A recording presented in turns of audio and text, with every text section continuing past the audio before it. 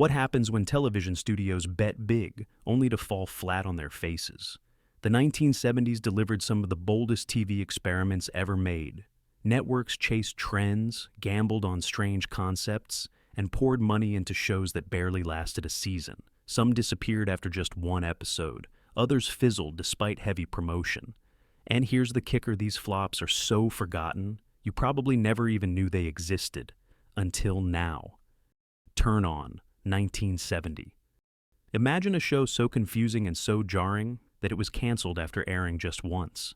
That was Turn On, ABC's attempt to create the next laugh-in. The producers wanted a lightning-fast sketch comedy made almost entirely of quick cuts, computer-style graphics, and edgy gags. But audiences weren't ready. Local affiliates reportedly pulled the plug mid-broadcast, calling it offensive and incoherent. ABC thought it had a cutting-edge format, but the execution felt more like sensory overload. Viewers were bombarded with bizarre electronic noises, abrupt edits, and sketches that leaned too heavily on shock value rather than punchlines. Instead of clever satire, it came across as chaotic and abrasive. The backlash was instant. Headlines the next day mocked it as a disaster. The network quietly buried the show, and it became one of the fastest cancellations in television history. What's fascinating is how, in hindsight, Turn On feels like a weird prediction of internet meme culture, short, jarring bursts of humor that don't linger. Maybe if it had aired 30 years later, people would have got it. In 1970, though, it was dead on arrival. The Chicago Teddy Bears, 1971. Gangsters, comedy, sitcom, laugh tracks. What could possibly go wrong? Apparently everything. The Chicago Teddy Bears tried to mix Prohibition-era mobsters with lighthearted sitcom antics. The result was a confused tone that made viewers wonder if they were supposed to laugh or cringe. The show starred Dean Jones as a bar owner constantly dealing with mobster relatives. The villains, played in broad slapstick fashion, never felt threatening enough to build tension or funny enough to get laughs. Critics slammed it for being neither clever nor authentic. Audiences quickly tuned out. CBS had high hopes, even giving it a prime slot. But the ratings were so poor that it limped through only 13 episodes before vanishing. For a gangster sitcom, it had none of the grit of The Untouchables and none of the wit of Get Smart. It felt like someone tried to turn The Godfather into a Saturday morning cartoon, and failed miserably. Today, the Chicago Teddy Bears is remembered as one of the oddest misfires of the decade. It's proof that not every cultural craze can be repackaged as comedy. Bearcats, 1971. Imagine a Western with cowboys trading in their horses for a shiny Stutz Bearcat car. That was the gimmick behind Bearcats. And while it sounded exciting on paper, it crashed in reality. Rod Taylor and Dennis Cole starred as two adventurers for hire traveling across the American Southwest during the 19-teens. Each week, they used their luxury car to outwit outlaws, save towns, and take on dangerous missions. It was slick, it was expensive, and it looked unlike anything else on television at the time. The problem? The budget was astronomical. Filming stunts with a fragile antique car wasn't cheap. Worse, audiences were confused. Was it a Western? Was it an action-adventure? Was it historical fiction? The genre-bending concept didn't find its audience. After only 13 episodes, CBS pulled the plug. Looking back, Bearcats. Feels like a network trying too hard to reinvent the Western genre as it was fading from popularity. Instead of capturing viewers with a bold new vision, it ended up being a costly reminder that sometimes television is better off sticking to the basics. The Partners, 1971-72.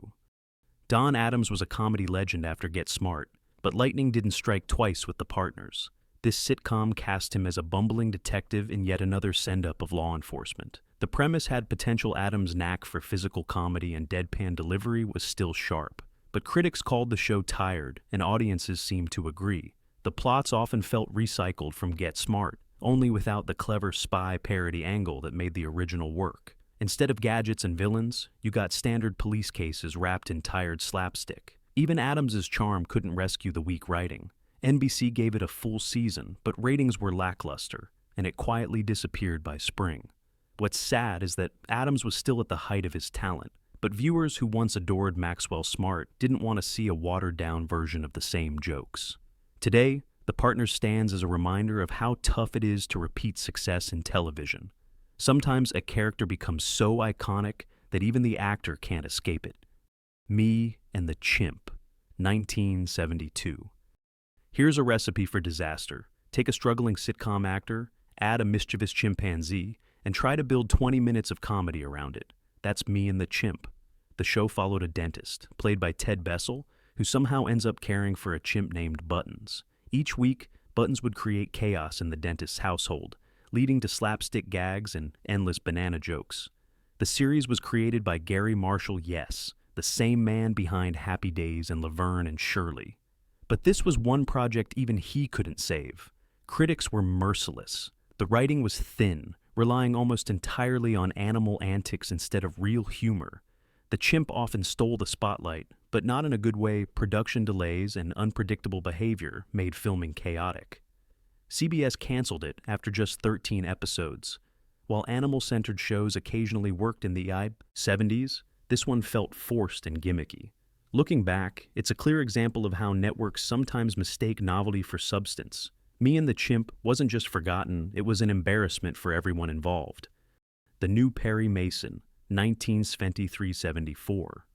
Reviving a television icon is always risky, and CBS learned that the hard way with The New Perry Mason. The original Raymond Burr version was a cultural giant in the 50s and 60s. When the network decided to reboot it with Markham stepping into the legendary lawyer's shoes, fans recoiled instantly.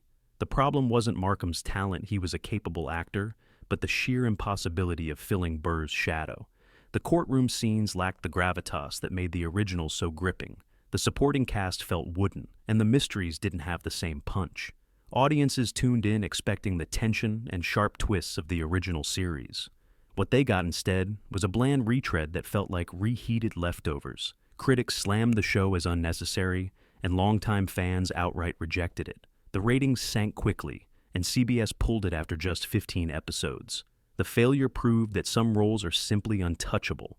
Perry Mason wasn't just a character, he was Raymond Burr. Without him, the magic disappeared. Looking back, The New Perry Mason feels like a cautionary tale for reboots. If you're going to resurrect an icon, you better bring something bold and fresh to the table. Otherwise, audiences will turn the channel and never look back. Needles and Pins, 1973. Television has always loved workplace comedies, but Needles and Pins proved that not every workplace deserves one. Set in New York's bustling garment district, the show centered around a struggling dress manufacturer played by Norman Fell. Yes, the same actor who later became famous as Mr. Roper on Three's Company. The concept sounded promising. Colorful characters, fast-talking fashion buyers, and the chaotic energy of the clothing business. But the execution was limp. The writing lacked sharpness, and instead of witty workplace banter, viewers got stale jokes and repetitive gags. Even the usually dependable Fell couldn't inject enough charm to carry the material. NBC hoped the show would appeal to urban audiences looking for something different from family sitcoms. Instead, it confused viewers who didn't connect with the fashion world setting. Ratings lagged, and the series was canceled after just 10 episodes. Today, Needles and Pins is mostly forgotten, overshadowed by Fell's later success. But it stands as an example of how television sometimes overestimates the appeal of niche professions. A sitcom about tailors and dressmakers might sound quirky, but without strong writing, it quickly unravels at the seams. Far Out Space Nuts, 1975. If you thought Gilligan was stranded on an island forever, think again, Bob. Denver swapped coconuts for outer space in Far Out Space Nuts. This Saturday morning show from Sid and Marty Krofft paired Denver with Chuck McCann as two bumbling NASA janitors who accidentally blast themselves into space. Each episode found the duo stumbling across wacky alien worlds, often in costumes that looked like they came straight from a bargain Halloween store. The humor leaned heavily on slapstick, with Denver basically recycling his Gilligan persona, this time with a space helmet. On paper, it had kid appeal, space adventures, silly gags, and cartoon-like villains. But even young audiences weren't buying it. The plots were thin, the special effects were laughably cheap, and the comedy felt painfully repetitive. Critics labeled it as one of Croft's weakest efforts, lacking the spark of their more enduring hits like Land of the Lost. Far Out Space Nuts lasted a single season before vanishing into the void. Today, it's remembered mostly as a strange footnote in Bob Denver's career. If Gilligan's Island was silly fun, this was just silly without the fun. Mobile One, 1975.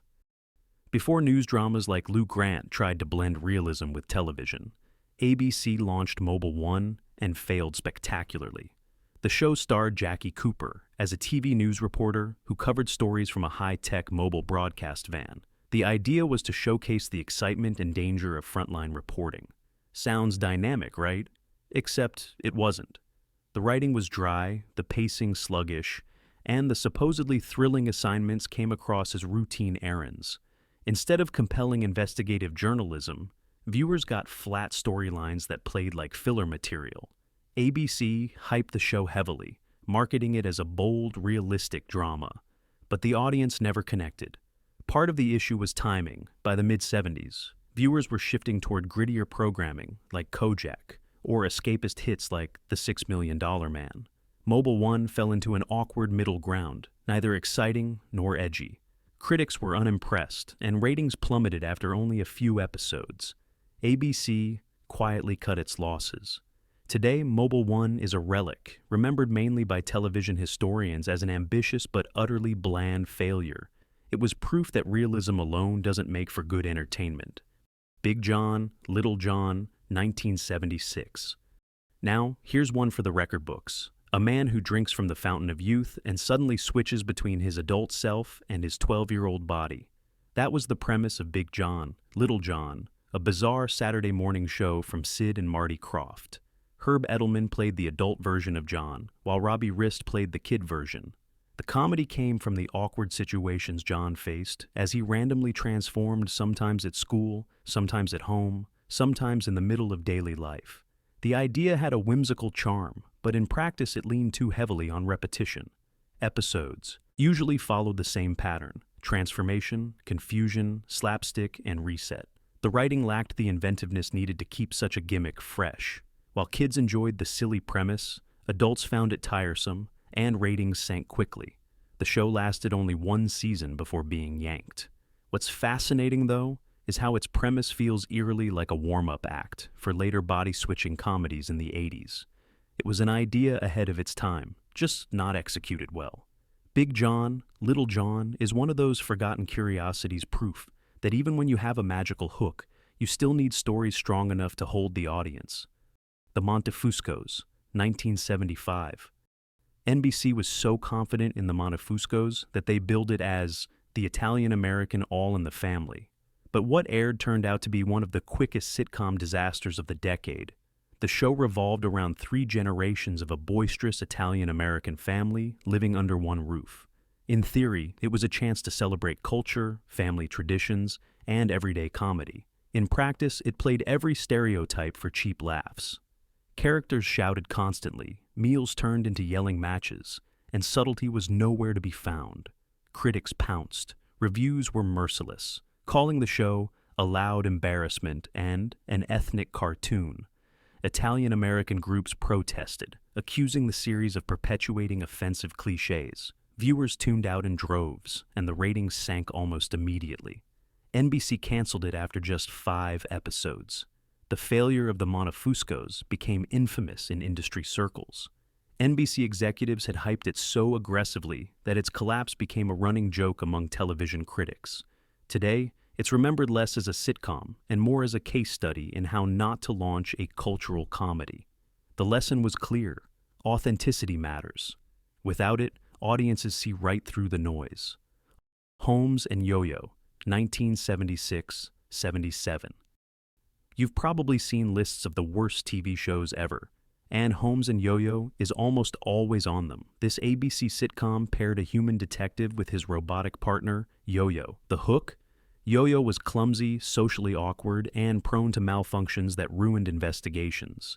Played by John Schuck, Yo-Yo wasn't just quirky, he was painfully unfunny. His circuits would short out at the worst moments, often with exaggerated sound effects. Instead of clever satire, audiences got a barrage of canned gags that felt like rejected skits from Laugh-In. ABC hoped the robot cop angle would appeal to families and kids, riding the wave of science fiction's popularity in the mid-70s. Instead, critics tore it apart. Reviews mocked it as absurd and unbearable. Even the cast later admitted embarrassment over their involvement. The show lasted 13 episodes, which is frankly longer than anyone expected.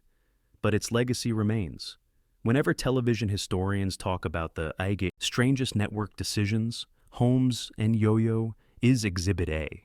It's proof that adding a robot doesn't automatically make a buddy comedy fresh, it just makes it weird.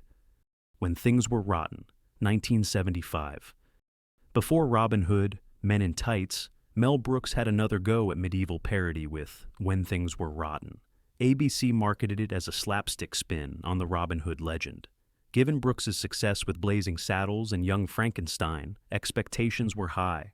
The cast featured Dick Gautier as Robin, leading his merry men in absurd misadventures against the Sheriff of Nottingham. The humor leaned heavily on anachronisms, puns, and Brooks' trademark irreverence. But what worked on the big screen didn't always translate to weekly television. Critics felt the pacing dragged, and some jokes landed flat when stretched over a half-hour sitcom format. Ratings started strong thanks to Brooks's name, but audiences quickly lost interest. ABC canceled it after just 13 episodes. Interestingly, Brooks later recycled some of the same gags for Men in Tights, where they finally found their audience. That film proved the humor wasn't inherently bad, it just needed the right format. When Things Were Rotten is now a forgotten curiosity, remembered mainly by Brooks's fans as a noble misstep. It showed that even comedy legends could misfire when the medium didn't fit the material. Ball 4, 1976. Baseball has always been considered America's pastime, but turning it into a primetime sitcom proved tougher than hitting a fastball. Ball 4, based on Jim Bouton's controversial tell-all book, attempted to bring the gritty, behind-the-scenes world of professional baseball to television. Bouton's book exposed the unpolished side of the sport locker room antics, management politics, and the daily grind of athletes. The TV version tried to tone it down for family audiences, but in the process, it lost its edge. Instead of sharp satire, viewers got watered-down jokes about team dynamics and tired sports cliches. The show featured a fictional expansion team, the Washington Americans, with Bouton himself appearing, but the combination of toothless writing and awkward performances doomed it from the start. Critics panned it for lacking both realism and comedy. CBS canceled the series after just 5 episodes. Sports fans ignored it, comedy fans dismissed it, and even Bouton later admitted the TV version stripped away everything that made the book powerful.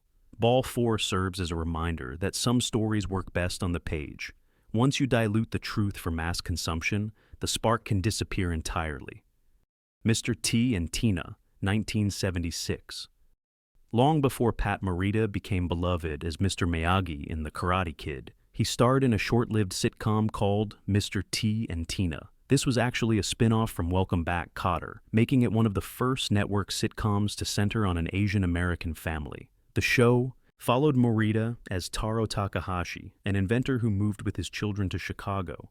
The comedy stemmed from cultural clashes, family misunderstandings, and his efforts to raise his kids while running his business.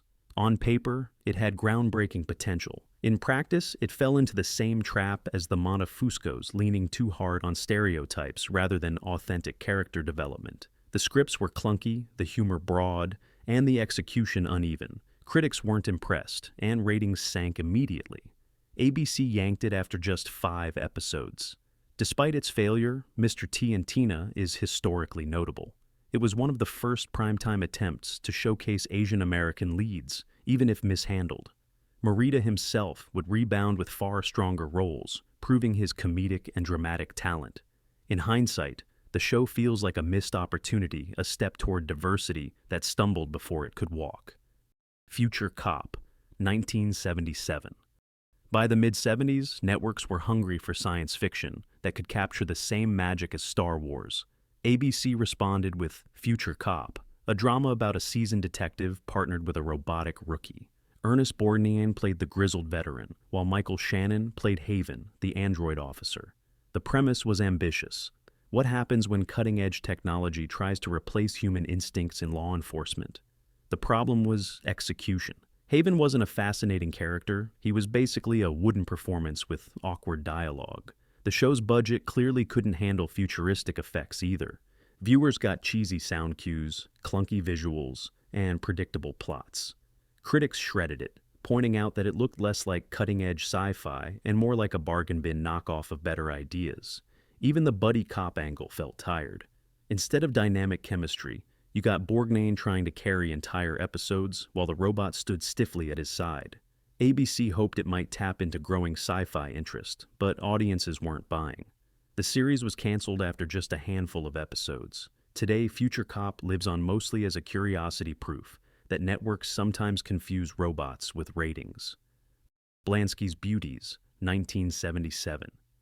Spin-offs were everywhere in the 70s, but Blansky's Beauties proved you can't manufacture success by association alone.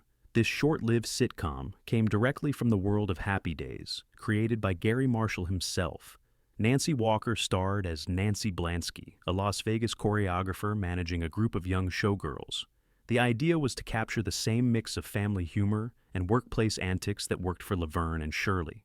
Instead, it felt flat and forced. The show leaned heavily on flashy costumes and wacky hijinks, but the writing lacked heart. Viewers expecting the nostalgic warmth of Happy Days were baffled by a series set in glitzy Las Vegas with almost no connection to the original. Even guest appearances from familiar faces like Fonzie couldn't save it. ABC pushed it hard, even giving it a primetime slot, but audiences deserted after just 13 episodes. Critics mocked it as shallow and unimaginative, accusing Marshall of trying to squeeze too much from his sitcom empire. Today, Blansky's Beauties is remembered mainly by trivia buffs who track forgotten spin-offs.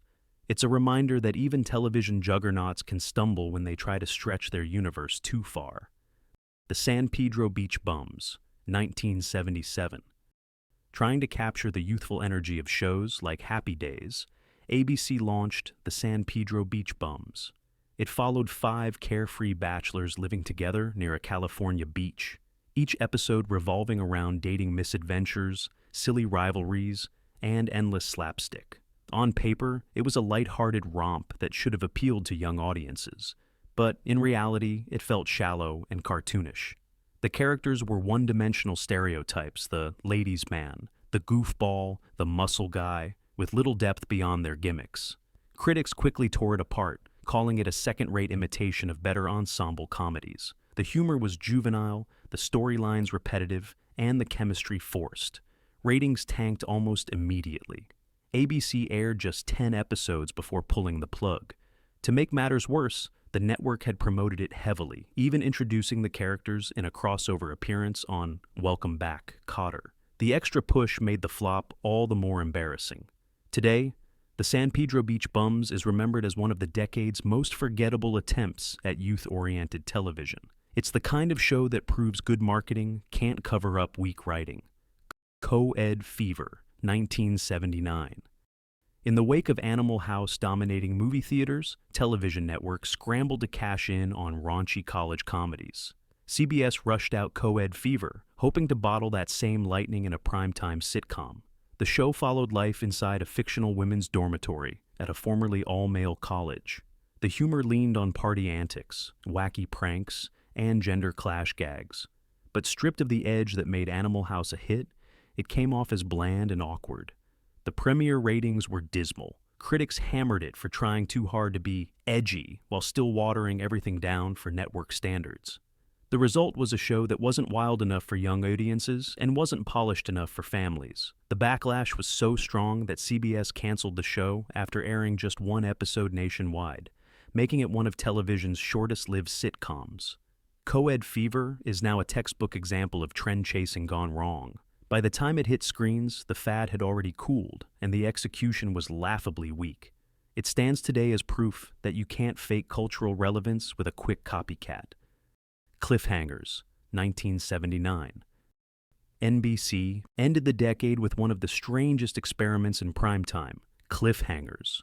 Instead of one storyline, each episode featured 3 serialized dramas, each ending with, you guessed it, a cliffhanger. The idea was to revive the feel of old movie serials from the 30s and 40s. The three rotating stories included Stop Susan Williams, a globe-trotting mystery, The Secret Empire, a western mixed with science fiction, and The Curse of Dracula, a modern vampire tale.